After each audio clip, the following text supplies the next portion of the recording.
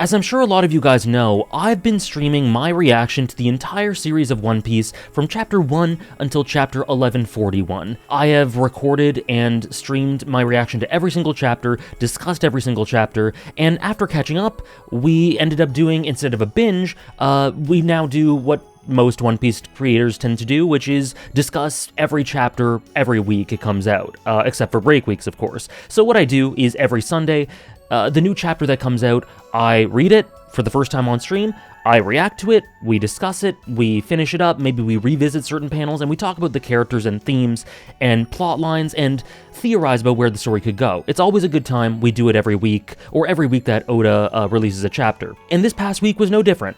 We did that for Chapter 1141, and it was a great chapter. It was a really good chapter. I really enjoyed it. There was really cool things throughout it, but there was a moment in it that really sort of stuck with me for a moment, and I read it, and I went, okay, interesting, and then I started to go, to progress in the chapter, but then I went, hold on, like, there's something deeper here. Let's try to unpack this. And it was a seemingly innocuous moment for Zoro, that I know isn't super innocuous, people have been talking about it, but it's minor in the grand scope of the chapter. And what's going on here is, after the altercation with Scopper Gabon, Luffy is wanting to free Loki to get answers about Shanks and all this sort of thing. Upon seeing the state that Loki's been left in, I feel like the thoughts of Shanks sort of leave his mind, and he kind of just wants to help him in the sort of intuitive, heart-over-head way. I sort of just want to free him. I just want to help him. In my heart, I feel like that's the thing to do. I feel like that sort of takes over for Luffy in that moment, but Zoro, as he tends to do, pushes back. He goes, we've heard lots of bad things about this guy. We don't know if he's dangerous. We don't know if he's faking. We don't know anything about him, and this is just not a smart thing to do right now to Luffy. That's what he says, and you understand where he's coming from. That's not a dumb thing for him to say. In fact, it's the smartest thing for him to say in the moment. Luffy and Zoro argue. We've seen this a lot. Zoro pushing back on Luffy throughout the series, but what we then see is Zoro attacks an injured, imprisoned, shackled Loki, and Loki screams, and Zoro then just goes, okay, so the injuries are real, so he doesn't seem to be acting. And Luffy's a little bit taken aback by this, and Zoro, it kind of brings up the idea, oh, he died, after Zoro attacks him, and Zoro goes, well, if he died, then he wasn't meant to survive.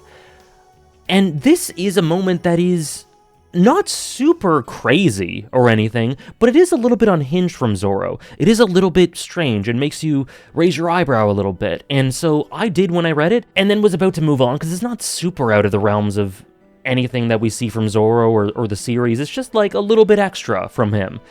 But we got to talking about this on stream, and it really brought up a lot of interesting subtextual things about Zoro that I think are really worth examining with a microscope. So let's talk about Zoro and his journey throughout the series and the underlying subtextual things about his character that are not at the surface, that he never brings to the surface, that he never expresses or communicates, and that we kind of have to intuit on our own. Because this moment, I feel, is a build-up and accumulation and contributor to a sort of underlying subtextual arc that is incredibly cohesive for Zoro. And I've just been thinking about him ever since, so I want to talk about this. Now, when you think of Zoro, you think of the character of Zoro. He's one of the most iconic characters in shonen history, in anime-manga. But when people think about him, you'd usually think about his fights, his feats, his fight with his incredible legendary fight with Mihawk in Baratie, his fight with King in Wano, especially the anime version. You think of his undying loyalty to Luffy, nothing happened. You think of his rawness, his meathead shonen, pure adrenaline pumping, just makes you want to go and work out. That element to Zoro. You think of Zoro, you think of that. Maybe even his humor. I think he's one of the funniest characters in the series. But there's something underlying to Zoro. There's something under the surface that hits incredibly hard for me that I think is relevant to all of this, to this scene. Because something that's been key to Zoro's character from the very beginning, or almost the very beginning at least, is that he has anxiety. He is very self-critical, and he has these issues throughout the story, almost from the beginning. Even in the Alabasta saga, there are moments where he feels like he could have better helped the crew. He could have better helped Luffy. He could have been more dependable.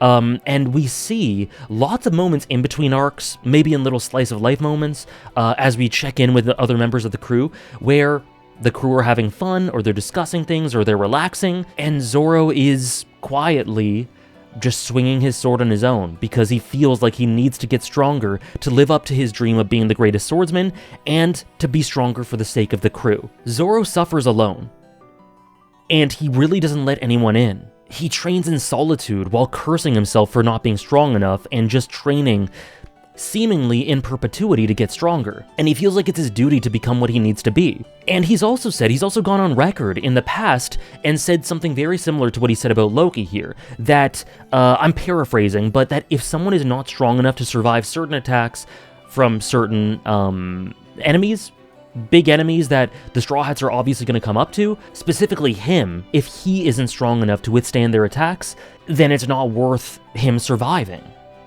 He has said this, I believe, maybe in Thriller Bark. I don't remember the exact arc, but he has said this. And he constantly, accumulating throughout the series, he decides that Luffy is this unbelievable, one-of-a-kind sort of person, and he is the person he believes in that will lead this era into the new prosperous age. He is his king. He is the king of the pirates, and he will do whatever he can to make sure that Luffy ascends to the top. And he believes that Luffy is the one person to do it. He dedicates himself to this, and he realizes this quite quickly and decides that he wants to sort of position himself as the sort of quartermaster, first mate, right-hand man, advisor to Luffy. We see that he starts giving him advice that or pushback to sort of his decisions, that he kind of needs to become a proper captain. He does it in Water 7 Eni's lobby when Luffy fights Usopp and says the exact sort of thing that Luffy needs to be doing as a captain. Even if it's painful, he thinks that Luffy needs to know these painful truths, and it'll be better in the long run, and he has to sort of reveal them to him. So Zoro becomes this sort of advisor to Luffy, this sort of quartermaster, and that means giving advice to him, advising him, supporting him beyond measure, but also it means challenging him. And if he thinks that Luffy's doing something wrong, because everyone makes mistakes, and especially someone like Luffy, who is so unbridled, full of passion and heart, he is going to have blind spots, and Zoro wants to see those blind spots. He wants to be his foundation. And he wants to point them out so that these mistakes won't bite them in the long run, and that Luffy can be the best pirate he can be, and that he can succeed. That is the role that he thrust upon himself, and that is a huge responsibility, especially because he absolutely believes that Luffy is going to be the new spearhead of this new era, the king. And so he takes it upon himself to have the duty of being arguably the most important person to the king. That's a lot of pressure, and along with that, he wants to be the strongest swordsman. He constantly, in any situation where he isn't perfect, blames himself. He blames himself. He trains alone. He needs to get stronger and stronger and stronger, fulfill the promise to Quina. He takes on the burden of Kuma in Thriller Bark's attack. Nothing happened, right? He takes all this pain into himself for the sake of Luffy, for the sake of the crew, for their conquest, and he doesn't let anyone help him. He doesn't let Sanji help him, and when he asks what happened, nothing. He doesn't communicate his burden, his pain, his agony, because he takes it all himself. He doesn't confide in others about this. He doesn't confide in them about his anxieties, about not being the best he can be, or needing to get stronger, and feeling like he may not be up to the task sometimes. He doesn't confide in anyone. He has huge expectations, and the role he has means that when he pushes back on Luffy, with certain things, maybe he's going to be right once in a while, but he's often going to be wrong, because the things that Zoro does, for example, he doesn't trust Loki here. It is a logical thing to not trust him. It really is. Given the information they know, you should be very hesitant about trusting Loki. I actually feel like Loki, trusting him may end up being the right thing in the long run, but that's because One Piece is a weird-ass story. One Piece is a story that bends to Luffy's will, and it has since the beginning. If Loki ends up being trustworthy, and being a huge asset to the Straw Hats, and if freeing him ends up being the right decision, as I feel like it might be, it's not because Zoro didn't think this through. It's because Luffy is a miracle, And One Piece is a chronicling of Luffy's cosmic luck, this heaven-sent boy. Zoro has been wrong a lot. Just off the top of my head, this Loki thing, he could end up being wrong. He was the one crew member most hesitant to trust Robin, and he was logical to do so. It ends up that Robin ends up being one of their family, a huge asset to the crew, and more importantly, their sister, their beloved sister, their family member. And she is an irreplaceable member of the crew. But in the initial stages, when Robin took everyone, sort of manipulated them and took them under her wing, Zoro was the one person not trusting of her, and he was right to do so. He ended up being wrong, he ended up not realizing who she was, but that's his job. It's his job to be suspicious about these sort of things. And the fact that Luffy's intuition to trust people ends up being right more often than not is more of an indicator of how unique Luffy is than how wrong Zoro is. He needs to keep doing these things. He's right to be doing them, but he's wrong a lot of the time. A lot of his assumptions and the things he thinks about are not correct, and that must weigh on him.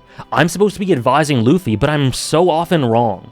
Like, what is the deal with that? I need to be more intelligent. I need to read these situations better. I need to be a better advisor. I need to be stronger. These are all the things that he feels about himself. And the pressure. And let's just look at the stakes of the story now. As the Straw Hats become more and more influential and monumental, and as the world takes notice of who they are and of who Luffy is, the margin for error is so low. Any slip-up could be fatal. It could show the world something that is misrepresentative of the Straw Hats. It could lead to immense ramifications, negative consequences for the whole world. The stakes have never been higher, and Luffy hasn't really changed and realized that. I suspect he might, as he sort of comes to learn about what Joy Boy is and what he means, and the symbol he is. I suspect he'll gain some greater awareness, and I think has started to a little bit. But Luffy's not going to change fundamentally, and so Zoro has realized that you have to be more careful about these sort of things.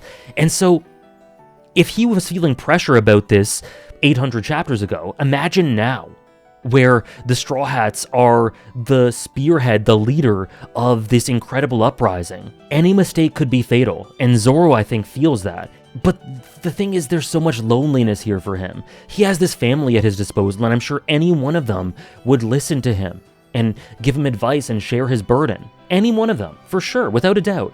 But he doesn't tell them because I think he just works in solitude and feels like he has to take it all on himself to maybe prevent suffering for his family, prevent suffering for Luffy, for the Straw Hats. He doesn't want them to feel the pain he has, so he takes it all on himself, and he pressurizes himself. Other Straw Hats have anxieties. Usopp has immense fear and self-loathing to an extent earlier on in the series, and he has that whole arc in Water 7 Enies Lobby. But he's scared and he feels himself inadequate.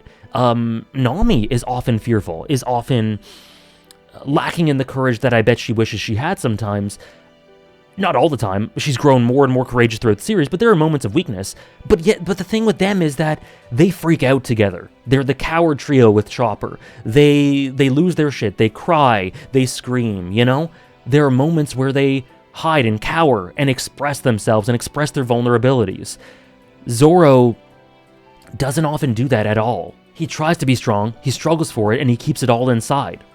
Now, I've also heard, just through talking about these things, people in chat during the streams have talked to me about how Melonty, an awesome One Piece content creator, has put out a whole video about Zoro's relationships with death, and maybe him seeing the Grim Reaper, and all these sorts of things, and him becoming overprotective, something along those lines. I don't want to misrepresent it, but those are the vague things I've heard about it. I haven't watched the video, but I've heard that a lot of these ideas kind of work in tandem with those ideas, so I'll link that video in the description, and I'll check it out down the line pretty soon, but I haven't watched it yet, so just figured I'd mention that. But add all those accumulating insecurities over the entirety of the series, and then more recently, he made a judgment error in seeing Yasui and all the laughing people on Wano and misunderstanding what was going on with that. He struggled immensely with King, almost died. He wasted his time with Lucci in Egghead, and was criticized by Lucci and by himself for taking too long and not properly supporting Luffy and the collective effort. Zoro's been slipping a little bit. And I don't think it's a coincidence that it's after all this accumulating anxiety builds that he is showing these vulnerabilities more than ever before. Now, of course, it bears noting that he reached this great personal breakthrough against King. And I don't want to ignore that and be confirmation biasy. It's absolutely true. I think that as Zoro progresses, he does once in a while reach these extreme personal breakthroughs that are very important and very notable. But I think his character arc is an element of one step forward, 2 or 3 steps back constantly. And I feel like that's what's happening here. He needs to be strong. He needs to be intelligent. He can't make mistakes. He can't make errors. He takes on so much burden. He knows that Luffy flies off the handle, so he has to support him as best he can, think of every eventuality, present the case properly to him, and then when he does oftentimes, when he has very logical thinking, he's wrong anyway. And then in addition to that, there's also stuff like Sanji calling him, when Sanji felt like he might have been slipping and losing his humanity. Sanji asks Zoro to kill him. Think about that. And Zoro, he maybe hesitates the tiniest bit, but he pretty much takes it into stride and says, yeah, okay, I will do that. I promise you I will. But if you don't, you better be ready to do your part. Zoro takes on all these burdens, so many burdens, constantly throughout the story. And I feel like rather than opening up and talking about these things as is healthy, he just bottles it up. And he says in Wano that he'll become the king of hell if it means defending Luffy's dream. But I think in so doing, he's hardening himself. People in my chat also brought up the parallel that as Sanji gets more and more soft-hearted, opens himself up to leaning on the crew, all that sort of thing that's happened, that started in Whole Cake Island, continued into Wano and further. As Sanji softens up and warms up, Zoro's becoming hardened and colder. And Luffy didn't come to Zoro because of his combat prowess. It's because he saw his heart, his soul, and found a kinship there, and was attracted to that. Of course, he was very enchanted by his combat, but that wasn't the primary reason he did it. Otherwise, he'd just have an army of super soldiers, which is kind of what Sanji alludes to in Wano. But no, Luffy chooses his crew for their heart. Luffy is all that this world needs him to be, and he just needs to be steered in the right direction. And so if Luffy fails, I think Zoro thinks that that's on him. In this heart-over-head world, logic sometimes just doesn't work out. But that doesn't mean that he should stop doing what he's doing, because it's essential to me. I think it's absolutely essential. But I think he needs to realize that. And when you're stuck in your own bubble, in your own head, in the way that Zoro is, it's hard to see things from a broader perspective. The point is, the TLDR is Zoro just has so many inhumane burdens. And then you look at the situation that's happening here in this chapter in 1141, he goes, I don't trust Loki. There are lots of reasons why we should be very wary about this. Luffy argues back, and then what Zoro does is he just attacks him and says, okay, his injuries are real, he wasn't acting, and then kind of gives in to Luffy's demands. That's kind of flimsy reasoning to me. I feel like Zoro's probably at his lowest and most anxious that he's ever been, and so that's making him do the job that he feels he thrusts upon himself even worse than usual. I don't think it's unlikely that other members of the crew would have pushed back harder on this, but Zoro just goes, okay, I attack him, he's fine, he's actually injured, so he's probably, sure, let's do it. But I don't know, there needs to be a better vetting process if you're really going to go that route. And so he's kind of half measuring it. He's not going full in. He's just kind of dipped one toe in, and he kind of pushes back on Luffy, but then cedes to him anyway. And so in the situation where Loki ends up being trustworthy, maybe, for the crew, who ends up being an asset, he'll think, well, again, my suspicions are unfounded. What good am I if I'm constantly wrong?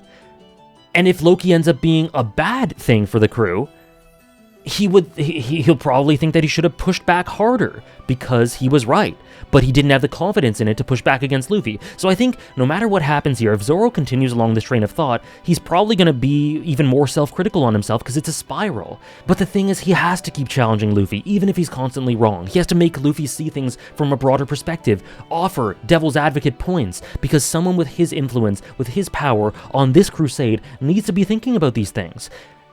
But Zoro, in this psychological state, isn't, I think, capable of seeing that. And look at what he does here, right? Lots of people have seen Loki as a big parallel with the first time we see Zoro in the series, right? Imprisoned, chained, a really dicey reputation, right? And Luffy frees him. Very similar to what's going on with Loki here. And I don't doubt that Zoro sees in Loki himself. I think that he sees himself there. I think it's hard to miss that. And what does Zoro do to this projection of himself? He attacks it. He makes it suffer. I think this is projection of self-hatred, of self-blame, of you are not good enough. And so he takes out his frustration on this thing, this projection of himself, Loki, that reminds him of himself, because that's how he feels. He wants to beat himself up. He wants to hurt himself for not being good enough, for constantly not being good enough. And it's so sad to me. And yet none of these feelings are shared with anyone. And so, I get it. This is very subtextual. This isn't, prominent in the story at all. These are all things that you sort of think about when you think about the story deeper, right? And you see the sort of patterns throughout the story of what Zoro goes through, this cyclical anxiety that's been there since the beginning, and all the accumulating things, the duties he thrusts upon himself, the burdens he carries for Luffy and others. Only when you sort of look at that do you put yourself into his mindset and realize how much he takes on and how little he communicates it and how lonely he must feel. But a lot of it isn't out in the open. The story doesn't directly address this. And so I get not really thinking thinking of this as a prominent feature of the story at this point, or not thinking that Oda will follow through with this. I think that the patterns are clear. But the thing is, I think it has to coalesce and manifest in something. And I think they will, because Oda's attention to detail with regards to character writing is very on point with the subtle details, and he's done payoff over hundreds and hundreds of chapters many of times with stuff like this. Sanji was very similar, with lots of hints and accumulating things leading to the Whole Cake Island apex, in addition to the Wano stuff. Little details with Robin's character, with Usopp, with Nami to an extent. So I think these things are things that Oda is very purposely putting in here, but I do think it needs to manifest in something beyond subtext. I think it has to manifest in something tangible. And I'm not saying that I definitely think this is going to happen, but something that would be fitting is a sort of Usopp in Water 7 moment, where Zoro maybe challenges Luffy that if he feels he is going to be the king, he needs to beat him to be the best, or something like that. But subtextually, it being an element of self-punishment, of blame for being inadequate, and all the sort of things that are associated with Usopp in Water 7, the accumulating bits of anxiety, insecurities, and inadequacy and loneliness. I think those could really result in Zoro feeling something similar, and it manifesting in a sort of similar story moment. I'm not saying it's definitely going to happen. I'm not saying it's definitely a blanket good idea if it's executed in any which way. It has to be done properly. But there's such a human loneliness to Zoro, an anxiety, an insecurity, feelings of inadequacy in every way that accumulate and build, that I just really think it's going to lead to something big. And hopefully it culminates with his burdens being shared by the crew. With Robin, with Nami, with Usopp. Luffy's obviously got to be part of it, but I also think that Sanji could be very key for this, because he's had to learn a lot of the things that Zoro is going to have to do, is to lean on people. Zoro's taking it all himself. He's not leaning on anyone with regards to his duties, and they're a crew, So I think Sanji could be really important for this. Maybe Zoro will have to let Sanji in the way he didn't let Sanji in for the nothing happened moment, right? I think it's got to coalesce in some sort of conflict or butting of heads or big emotional outpouring, a sharing of burdens, something. It's got to lead to something. But regardless, I think that the way it's been done so far is really, really good. I see it leading into something really, really good. It's some of the most compelling subtextual character writing in the series, and honestly, just thinking about this, about Zoro from this lens, really elevates the character for me. You know, I think there are some criticisms that can be said about Zoro post-time skip, specifically, but looking at it through this lens, I think really helps fill in some gaps, really helps the character's journey feel more cohesive and rich, and especially if it leads to this sort of thing, it could be one of the best character moments in the series, and honestly, I'm really impressed by this. I hope that Oda continues doing really interesting things like this, with everyone, but specifically with Zoro. Maybe it could also involve Mihawk or an older crewmate from another generation, Shanks' crew, Roger's crew, I don't know. But I think he needs to open up. He needs to be vulnerable.